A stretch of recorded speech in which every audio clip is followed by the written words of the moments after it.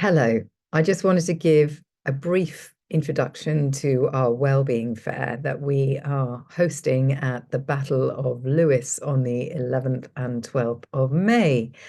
And give you a bit more context about why we're doing this. We did it last year as well, and the point of it is to show you what different healing modalities are available to you because things are changing all the time. The field of health is very much in a process of evolution where we are returning to more ancient practices and combining them with our modern wisdom. It's important to stay ahead of the game and to keep on top of what's available. Because at the end of the day, if we don't have our health, what do we have? Certainly not a good quality of life.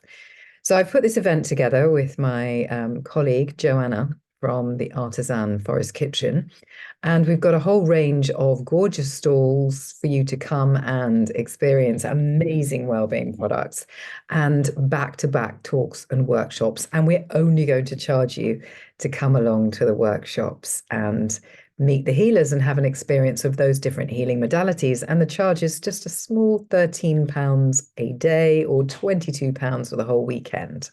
So I really hope you're going to book a ticket, come along and meet us, because it's really important to meet people as well to see if you vibe with them.